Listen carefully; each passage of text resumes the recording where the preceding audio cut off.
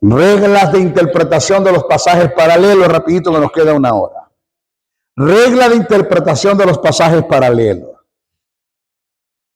Pasajes paralelos son aquellos que tratan un mismo asunto, tema, segmento o suceso histórico, como también aquellos que tratan una misma doctrina. Ejemplo, Jesús en una de sus exposiciones a simple vista usa el término aborrecer en forma despectiva, peyorativa y degradante. Analicemos el pasaje. Se ve así si solamente leemos un solo pasaje, pero vamos al otro. Lucas 14:26 dice, si alguno viene a mí y no aborrece a su padre y a su madre, mujer e hijo, y hermanos y hermanas, y aún también su propia vida, no puede ser mi discípulo. Término aborrecer suena en una forma despectiva, peyorativa, degradante. ¿Cómo Jesús va a decir eso? Pero vamos al otro. Si nos quedamos en el testimonio que registra Lucas, sin tomar en cuenta los pasajes paralelos que tratan el mismo asunto, terminamos entendiendo que Jesús en su mensaje fue atropellador, tirano, déspota y deshonroso, llevando a la contraria al mandamiento dado por Dios en el monte Sinaí cuando dijo, honra a tu padre y a tu madre. La verdad del caso es que el término aborrecer en este pasaje Jesús le da un sentido muy positivo, aunque se vea de una forma muy negativa. Estas expresiones Jesús las dijo para presentar una escala de valores y de posición. ¿Cómo lo sabemos? Estas mismas enseñanzas Jesús las dio usando el término amare, dándole el mismo sentido que se le dio en el pasaje anterior en el Evangelio de Mateo. Mateo 10:37 dice, el que amare a padre y a madre más que a mí, no es digno de mí. Observa que ambos pasajes se dijo lo mismo con diferentes términos, pero que encierra un mismo significado. Aquí vemos la importancia de tomar en cuenta los pasajes paralelos. Segundo ejemplo, la única forma de saber que el escrito colocado sobre la cruz decía Jesús Nazareno, Rey de los Judíos, es hacer un estudio paralelo de los 4 evangelios, ya que los evangelios sinópticos no registran en forma completa dicha inscripción, pero el evangelio de Juan lo registra por completo. Usted va a Mateo 27:37, Marcos 15:26, Lucas 23:38 y Juan 19:19. Juan 19:19 lo dice por completo cómo fue escrito en verdad y en cuántos idiomas fue escrito. Ejemplo, tercer ejemplo, ¿cómo sabemos que fue Pilato quien escribió la inscripción sobre la cruz? Ya que los evangelios sinópticos no lo registran. Solo tomando en cuenta las reglas de interpretación de los pasajes paralelos nos podemos dar por enterado quién fue el que tomó esa determinación, ya que solo está registrado en el Evangelio de Juan. Solamente Juan lo registra, que fue Pilato el que tomó esa decisión. Mateo no lo dice, Lucas tampoco, Marcos tampoco, solo Pilato. Cuarto ejemplo, nunca debe darse una interpretación Apocalipsis 6 sin tomar en cuenta Mateo 24 y Marcos 3 y Lucas 21. Como pasajes paralelos, todos los dichos por Jesús en este evangelio, en estos evangelios, en un aspecto literal está registrado en Apocalipsis 6 en una forma simbólica y alegórica. El no tomar en cuenta los pasajes paralelos para interpretar las citas antes mencionadas puede hacer caer al creyente en el terreno de la especulación y la fantasía. Te digo algo.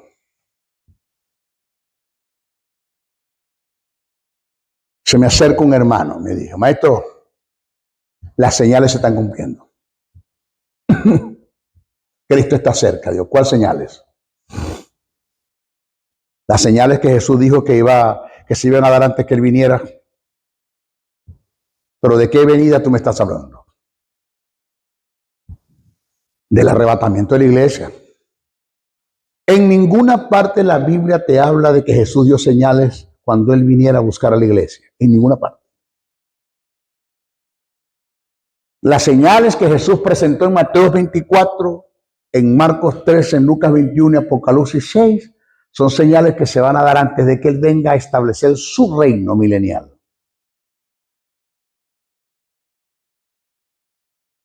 O sea, que esos terremotos que usted está viendo, esos son niños de pecho en comparación al sacudión que se va a dar a la tierra. En todo el universo va a temblar en un mismo tiempo. Esa guerra de Rusia y Ucrania, eso es un niño de pecho en comparación al conflicto bélico que se va a presentar en todo el mundo. Todas las naciones se enfrentarán unas con otras. Todas. El coronavirus es una peste, un niño de pecho en comparación a las pestes y la pestilencia que se van a desatar en todo el mundo, donde van a haber millones y millones de seres humanos que van a morir. El hambre que hay en muchas naciones es un niño de pecho en comparación al hambre que va a haber en todas las naciones. En todas. ¿Usted está acá?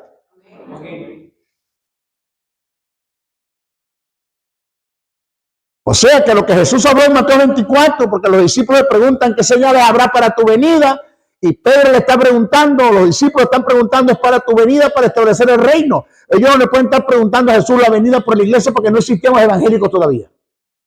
Usted no me ha preguntado por el perro que tengo en casa porque usted no sabe que yo tengo un perro. Ellos no le pueden estar preguntando a Jesús la venida para el arrebatamiento de la iglesia porque no existía la iglesia, los evangélicos no estaban. Están preguntando a su venida para establecer su reino, el milenio. Y Jesús le dice, estas señales seguirán hasta que yo venga. ¿Cuándo? El milenio, no el arrebatamiento. El arrebatamiento puede ser en cualquier momento. No está sujeto a señales.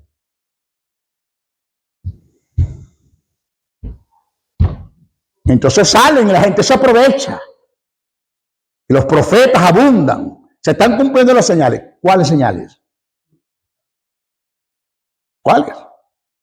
Jesús no habló ninguna de ellas. Todas las que dijo es antes que Él venga para establecer su reino, no para el arrebatamiento de la iglesia.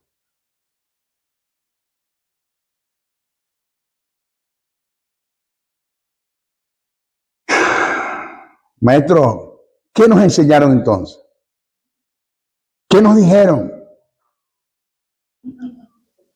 No sé si usted sabía que lo que hay en la iglesia evangélica como doctrina, un 40% es falsa doctrina. Un 40%. Hablamos de los testigos de Jehová, hablamos de los mormones, hablamos de los católicos, que sí tienen sus errores doctrinales, pero la iglesia evangélica no escapa de eso. Un 40% de la doctrina de la iglesia evangélica es falsa doctrina, es sincretismo.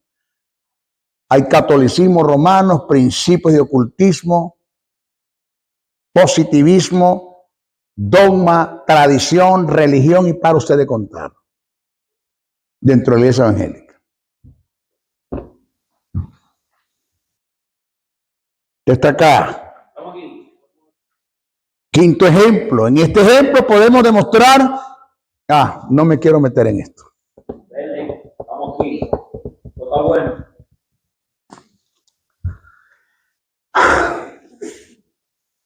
Yo creo que es mejor que lo saltemos.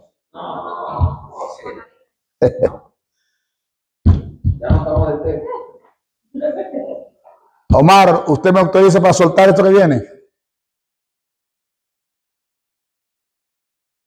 Ok. En este ejemplo podemos demostrar o puedo demostrar que Judas, el discípulo que entregó a Jesús, lo vio resucitado. Como dice mi hermano querido del alma, que siempre nos conseguimos en los aeropuertos y nos saludamos, Oscar de León. ¿Cómo? ¡Sabroso! Por cierto, hizo que me pare el juego. ¡Sabroso! ¿Cómo? Señores, en este ejemplo podemos demostrar que Judas, el discípulo que entregó a Jesús, lo vio resucitado. O sea, Judas se ahorcó y no fue que se guindó de un mecate, como la gente piensa. El término ahorcarse es un término oriental que significa clavarse la espada sobre su estómago. y rasgarse. Por eso quiere decir que se regaron sus entrañas, que fue lo que hizo Saúl. No fue que se guindó de un mecate, el mecate estaba podrido y se reventó y cuando cayó se explotó. No, gente no. Vamos a analizar. Vamos a analizar los pasajes paralelos. Vamos a ver qué dice Marcos 16:14.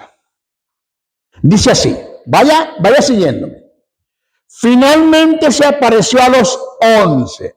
¿Cuánto? ¿A los cuántos? 11. A mí no me gusta poner a repetir la gente, pero es bueno que usted repita conmigo. ¿A los cuántos? 11. Dice, finalmente se apareció a los 11 mismos, estando ellos sentados a la mesa, y les reprochó su incredulidad y dureza de corazón, porque no habían creído a los que le habían visto resucitado. ¿A cuánto se le apareció? A 11, dice Marcos. Pero usted se va a Juan, capítulo 20, verso 19-24, mire cómo lo dice. Cuando llegó la noche de aquel mismo día, el primero de la semana, estando las puertas cerradas en el lugar donde los discípulos estaban reunidos, por miedo a los judíos, vino Jesús y puesto en medio les digo, paz a vosotros. Y cuando les hubo dicho esto, le mostró las manos y el costado. Y los discípulos, ¿cuáles? Los 11, se regocijaron viendo al Señor. Entonces les dijo otra vez, paz a vosotros. ¿A quién le dijo paz a vosotros? A los 11. Pero Tomás, uno de los 12, no estaba. Y si no estaba Tomás, entonces ¿por qué habían 11?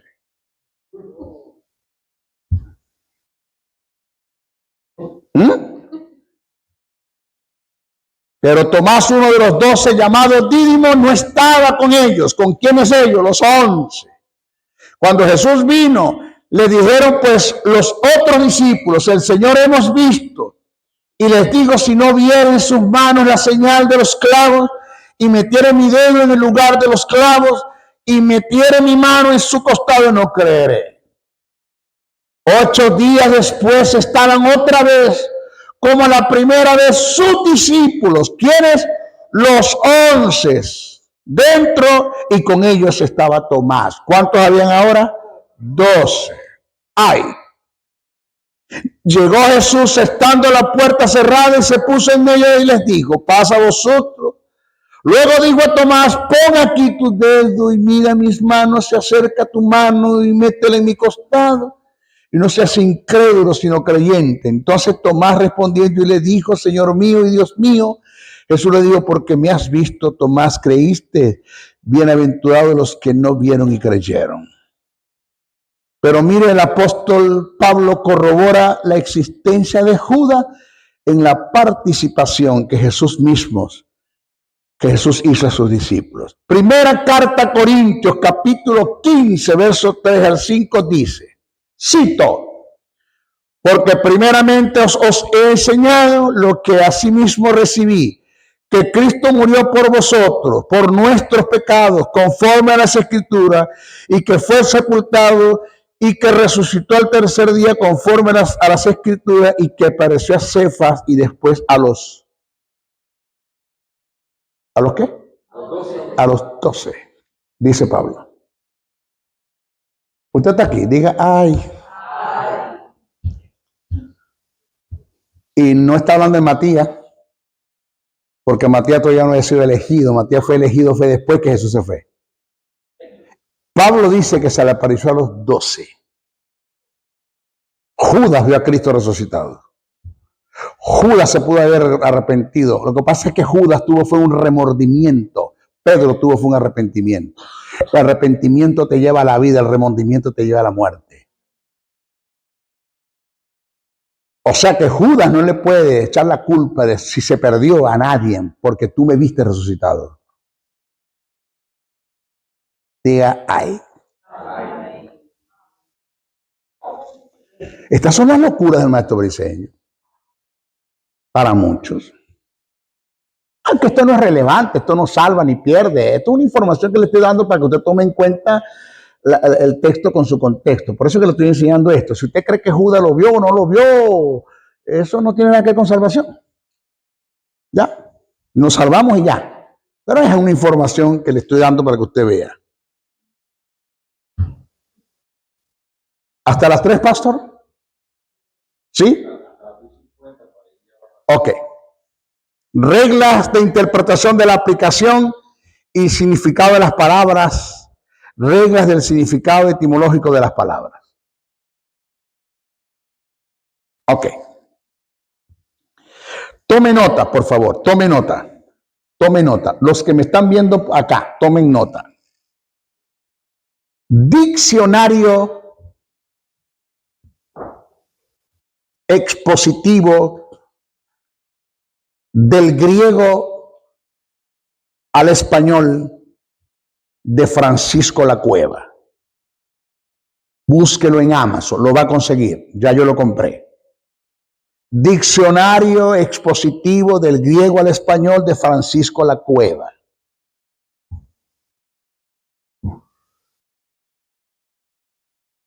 Segundo,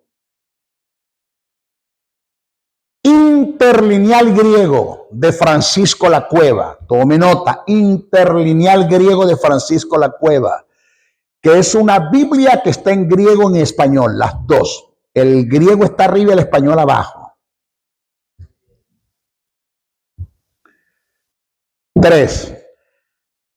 Imágenes verbales. Ponga así, imágenes verbales. No me acuerdo el autor, pero no más que hay uno solo en el mercado. Imágenes verbales. Que es una Biblia que le va a dar a usted, es un comentario del griego que le va a dar a usted interpretación etimológica de los términos tal como se utilizaron en el texto original. Imágenes verbales. Compre. El otro es la concordancia bíblica de Strong. Se escribe con S, es Strong. Concordancia bíblica de Strong. Cómprelo. Esos que le acabo a usted de anunciar por ahora es suficiente, porque hay más, pero esos son suficientes para que usted no vaya ahora a leer Biblia. Cuando usted vaya, usted lee el pasaje bíblico. Acuérdense que el interlineal griego de Francisco La Cueva también está en hebreo. Para el Antiguo Testamento, que lo vienen en 5 tomos. En el Nuevo viene un solo tomo. Pero es importante porque cuando usted está leyendo la Biblia, Casimiro de Reina, y usted se consigue y dice, y el Señor los probó. Wow, ¿de qué prueba está hablando acá? Entonces usted se va y lo lee en el interlineal griego y dice, y el Señor los probó. Resulta que el término probar es doquimazo. Es doquimazo, no es peirazo. Peirazo tiene que ver con la prueba que viene de parte de Satanás para tentarte, para hacerte caer. Doquimazo es la prueba que viene de parte de Dios para hacerte ver la falta y la necesidad que tienes de madurar en el área donde se te está probando. ¿No está acá? Sí. O sea, cuando usted le dice a Dios, o cuando usted me dice a mi maestro, Dios me está probando porque él quería saber quién era yo. No, Dios no quería saber quién era. Él sabía quién tú eres. Él lo que quiere es que tú te des cuenta de lo hipócrita que eres. La falta de fe que tienes. Lo fanfarrón que eres. Dios quiere que te des cuenta del área que necesitas madurar. Dios quiere que te des cuenta que vives de reputación y no de verdad.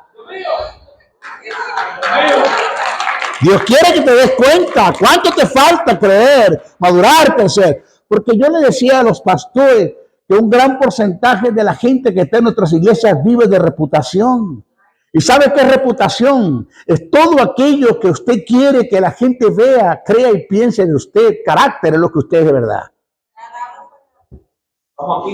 ¿Sí? Por eso es que el dinero, no se llévese esto en su espíritu, lo que me están viendo ahora. El dinero y la fama son dos grandes tabuladores que no cambian a la gente, sino que reflejan el carácter de la gente. El hermano Juan de los Palotes, desde que le dieron dinero y fama, cambió. No, él no cambió, él era así. Él lo que no tenía era plata, dinero y fama para demostrar lo que era, pero era así. Por eso es que cuando Dios te da dinero y te da fama, Dios te da dinero y fama porque Él sabe que ya estás capacitado para recibirlo, porque no vas a cambiar por nada.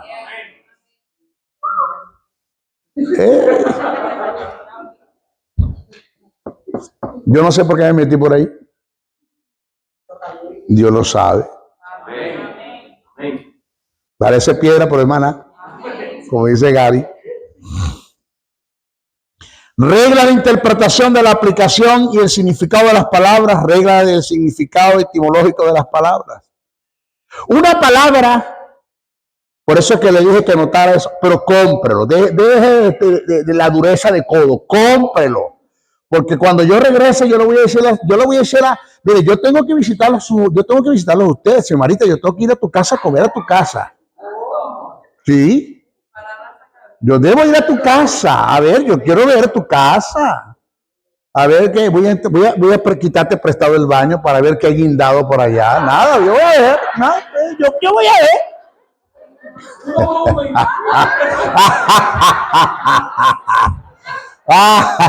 Mira, Gary, deja la falta de respeto. Gary, respeta a Xiomarita. Deja la falta de respeto. Verdad.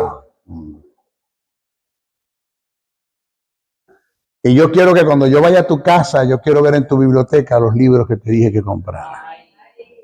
Porque se acabó la guachafa, hermano. Se acabó la delincuencia.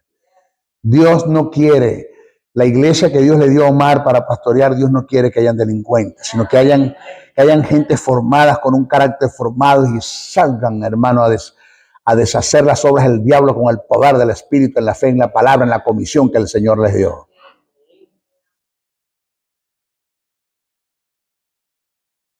Una palabra puede tener varias aplicaciones y significados en su uso común. Y debe seleccionarse aquel que mejor se ajuste o se adapte al pasaje en cuestión.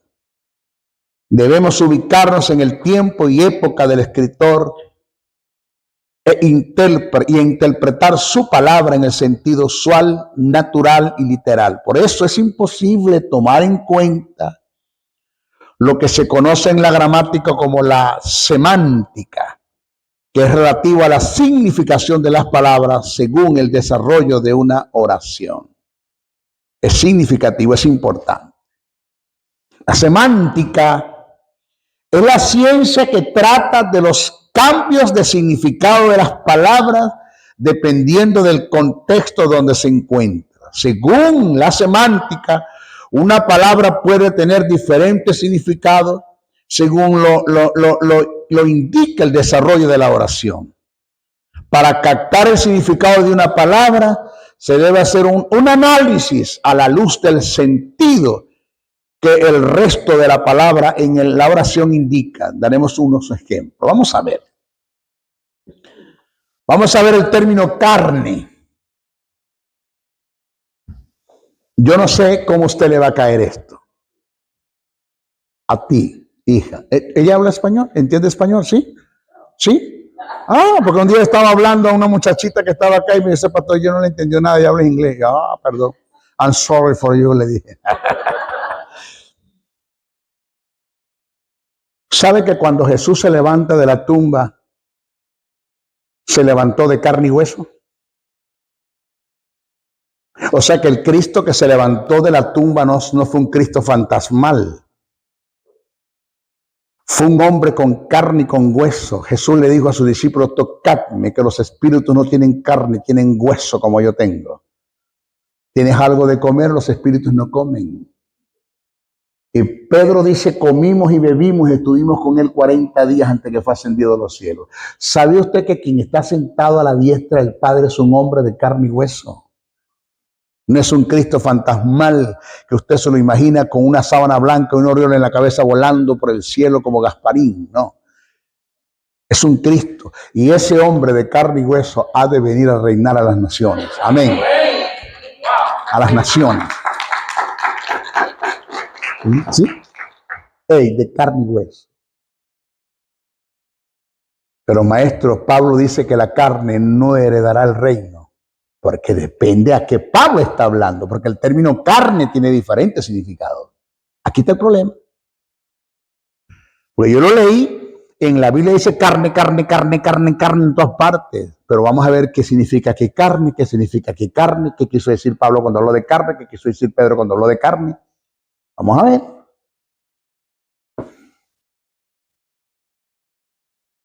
Vamos a ver el término carne. Por ahí hubo una cosa, mire, yo, wow, presenté yo, no sé cuántos lo vieron, que saqué por internet el día en que Jesús murió, según el calendario gregoriano y el calendario judío. No sé cuántos lo vieron. Para el calendario gregoriano, un día termina a las 12 de la noche y comienza a las 12 y un segundo de la noche. Ese es el calendario gregoriano. Para el calendario judío no. El calendario judío era de puesta a puesta del sol. O sea que según el calendario gregoriano, Jesús muere un sábado después de las 6 de la tarde, resucita un sábado después de las 6 de la tarde. Un sábado después de las 6 de la tarde resucita Jesús y muere un martes y los bajan de la cruz antes de las 6 de la tarde del miércoles, que comenzaba la fiesta de los panes sin levadura. Y cuando Jesús resucita el sábado después de las 6 de la tarde, que ya es domingo para el calendario judío, ya es domingo. Cuando las mujeres van a la tumba, a las oscuras, no había salido el sol, dice el texto, ya Jesús no estaba. O sea que Jesús resucita a las 6 y una milésima de segundo, porque no podía pasar más de 3 días de 24 horas en la tumba, para que se cumpla la profecía que 3 días y 3 noches en el corazón de la tierra, como estuvo Jonás. Y Jesús a las 6 de la tarde y una milésima de segundo resucita. ¿Cómo resucitó Jesús? Vamos, desnudo. Desnudo. Porque Jesús lo envolvieron, lo embalsamaron como una momia, pero estaba desnudo. Es más, Jesús no murió en la cruz como lo presenta la Iglesia Católica con un trapito acá. Jesús murió desnudo en la cruz del Calvario. Su vergüenza fue puesta a todo el mundo. Sus testículos, su miembro viril, sus glúteos, todo fue a merced de todo el mundo, lo vio.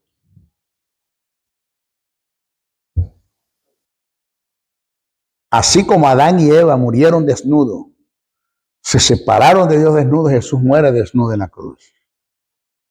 ¿Y cómo sepultan a Jesús? Lo envuelven en sábana y lo envuelven en un sudario, el sudario, y lo envuelven en unas cintas con especies aromáticas.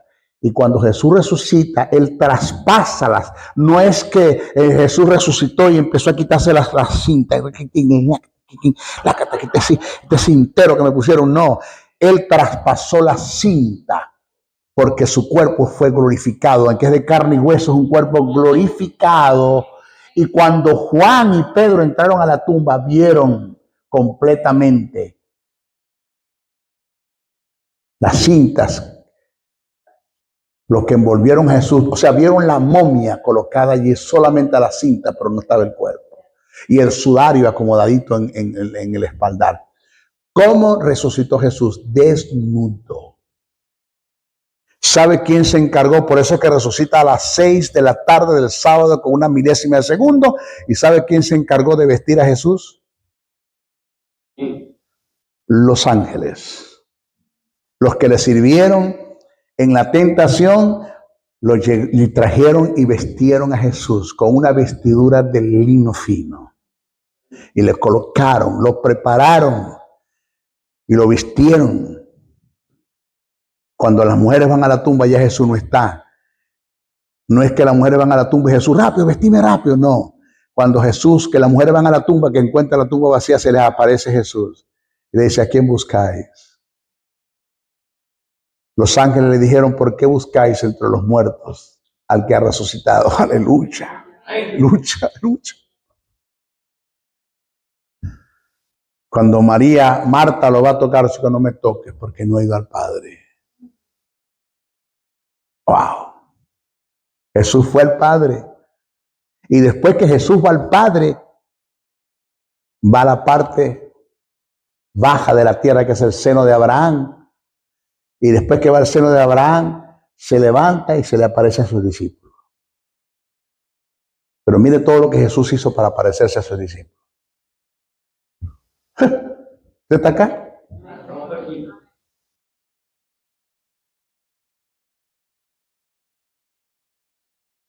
Pablo, no te vayas a dormir. Ok. Pablo le da dos significados en un mismo pasaje al término carne. Citemos: aunque andamos en la carne, no militamos según la carne. El primer término carne habla de cuerpo. El segundo término carne habla de pecaminosidad, de concupiscencia, de pecado. Según el desarrollo de la oración, la primera vez que se expresa el término carne es referente a la vida biológica, al cuerpo humano. El segundo sentido está relacionado con las pasiones pecaminosas. Trabajemos con el término fe. Para desarrollar la enseñanza, semánticamente tomaremos en cuenta tres pasajes de las Escrituras que lo analizaremos según el desarrollo de la oración y según se adapte al pasaje en cuestión. Hechos 14, 4, 8. Y cierto hombre de Listra estaba sentado imposibilitado de los pies, cojo de nacimiento, que jamás había andado, y éste oyó hablar de Pablo, y el cual, fijando en él sus ojos y viendo que tenía fe para ser sanado, dijo a gran voz: levántate derecho sobre tus pies. Y él saltó y anduvo. Hechos 17, 30, 31. Pero Dios, habiendo pasado por alto los tiempos de esta ignorancia, ahora manda a todos los hombres en todo lugar que se arrepientan, por cuanto ha establecido un día en el cual juzgará al mundo con justicia por aquel varón a quien designó, dando fe a todos con haberle levantado de los muertos. Pero Judas 3 dice, Judas verso 3 en un solo capítulo: amados, por la gracia, por la gran solicitud que tenéis de escribiros acerca de nuestra común salvación, me ha sido necesario escribiros, exhortándoos que contendáis ardientemente por la fe que ha sido una vez dada a los santos.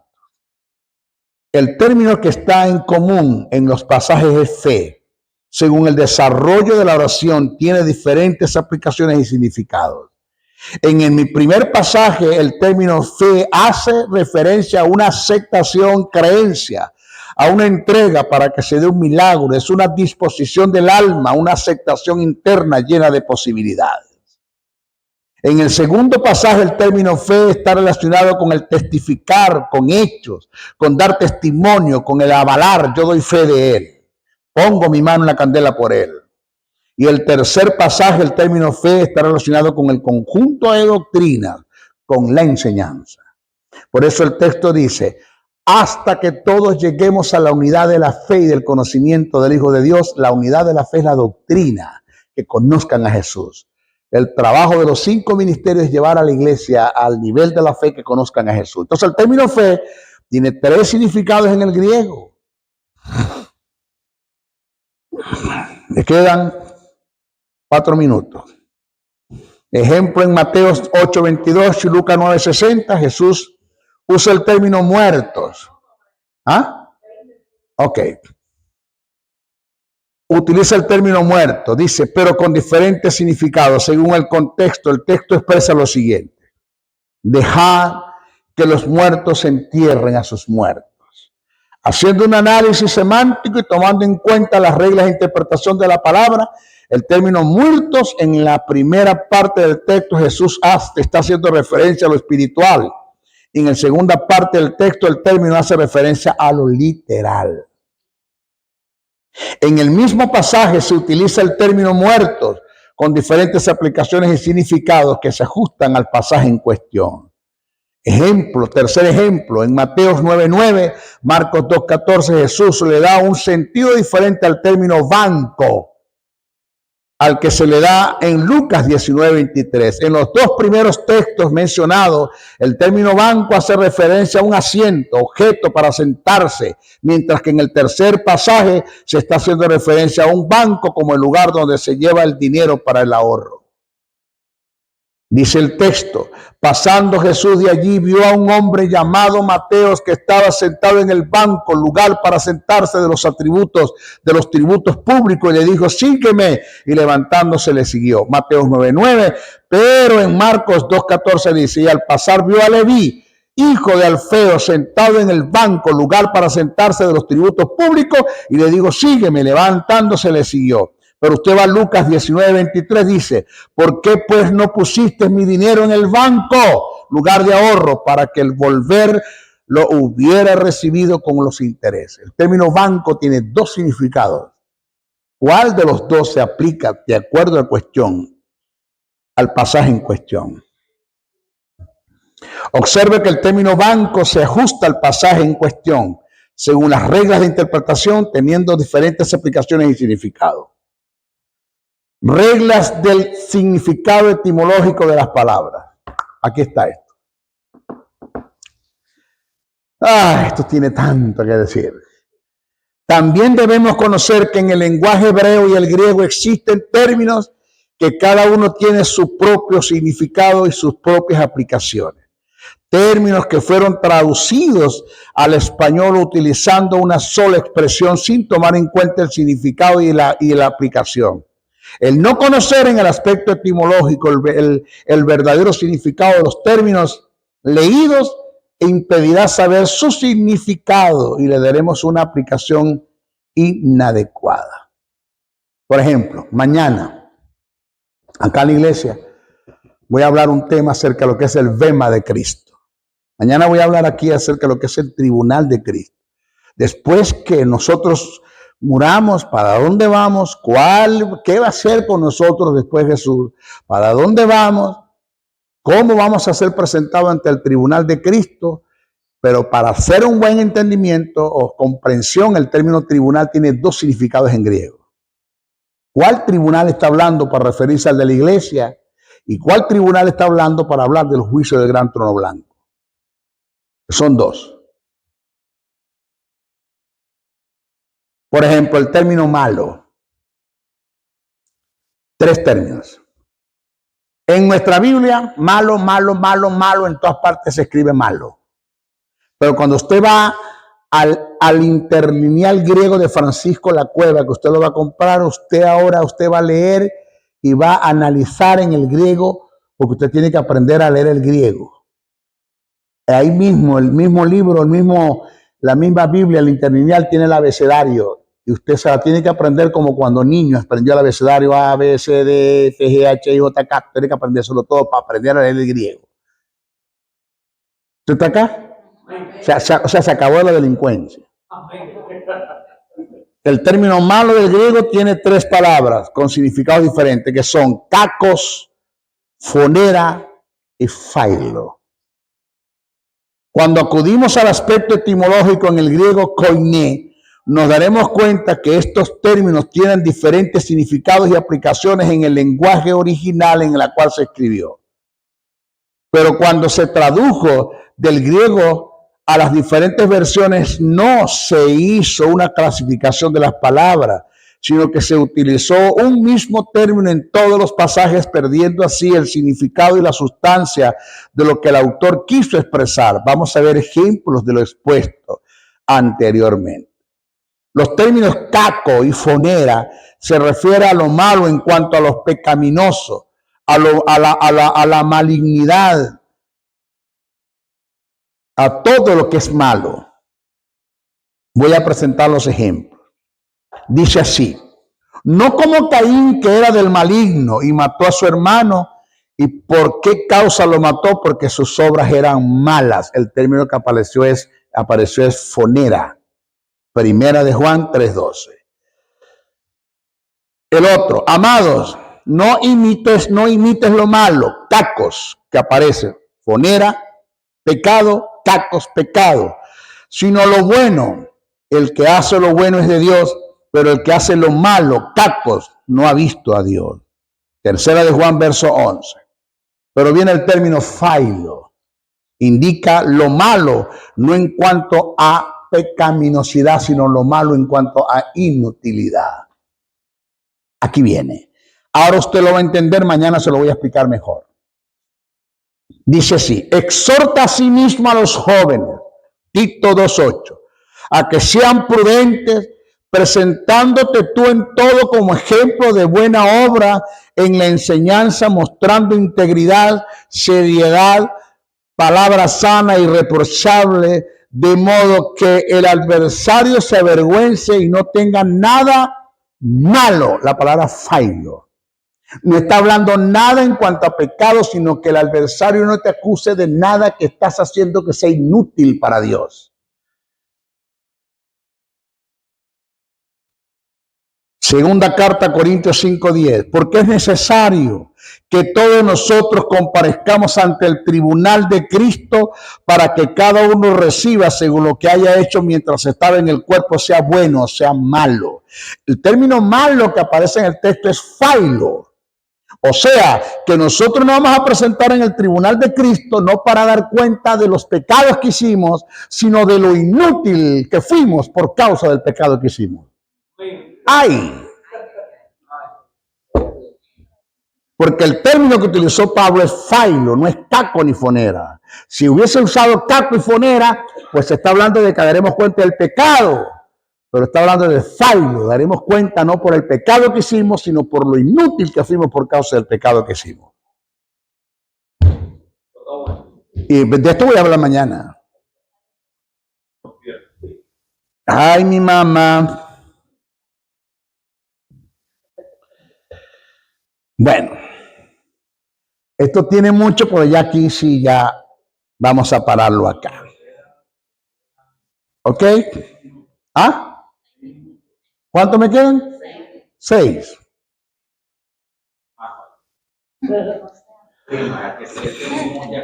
Ok. El término prueba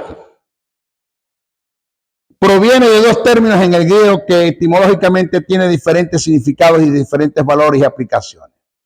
Uno es dokimazo.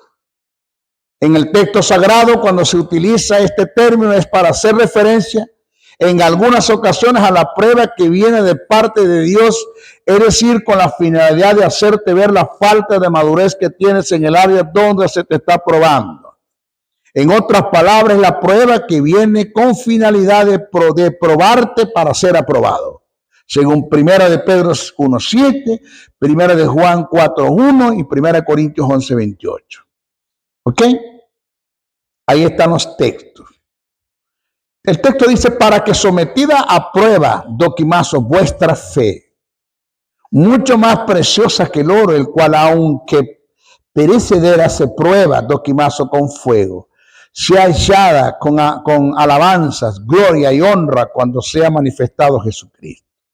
El término prueba en su dokimazo también es utilizado para analizar, para el análisis de las cosas, para descubrir el carácter y la naturaleza de una manifestación, un ambiente o un individuo. Pero tiene también el término peirazo. En el texto sagrado, cuando se utiliza este término, el término peirazo y sus derivados es para hacerte referencia a la prueba que viene de Satanás. Es decir, la prueba que viene con la finalidad de matarte, destruirte, acabarte, aniquilarte, sacarte del medio, según Santiago 1:13. Dice así, cuando alguno es tentado, peirazomenos, dice el texto, no diga que es tentado, peirazomai, de parte de Dios, porque Dios no puede ser tentado con el mal, ni él tienta peirazei a nadie con el mal. Entonces, solo haciendo un estudio de los términos desde el punto de vista etimológico, nos podemos dar cuenta de la diferencia y el significado de los valores que hay en ellos. Al no hacerlo, nunca podremos darnos cuenta de las características y los valores que tienen los términos, desconociendo así el verdadero de cada uno de ellos, dándole una mala aplicación tergiversada al sentido y la sustancia del pasaje.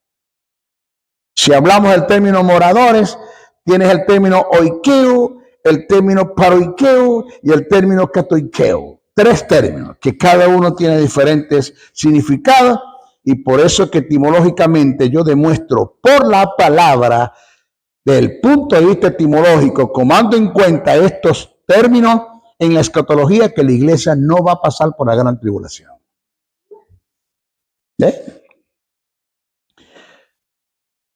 Apréndaselo de memoria. Oikeo, paroikeo y katoikeo. ¿Ok? Cuando lo dije, Xiomarita me miró y hizo así: ¿qué? Está hablando en lengua, maestro. Pero ven acá.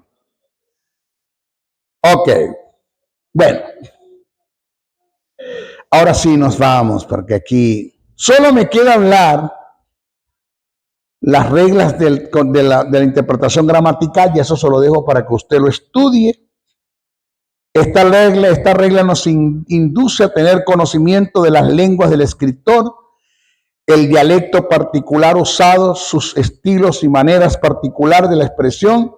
Esto indica que se deben conocer las lenguas originales del escritor y las usadas para escribir las escrituras, que son el hebreo, el arameo y el griego. Las reglas de interpretación anterior explican lo que indica la etimología de los términos que forman parte de la interpretación gramatical.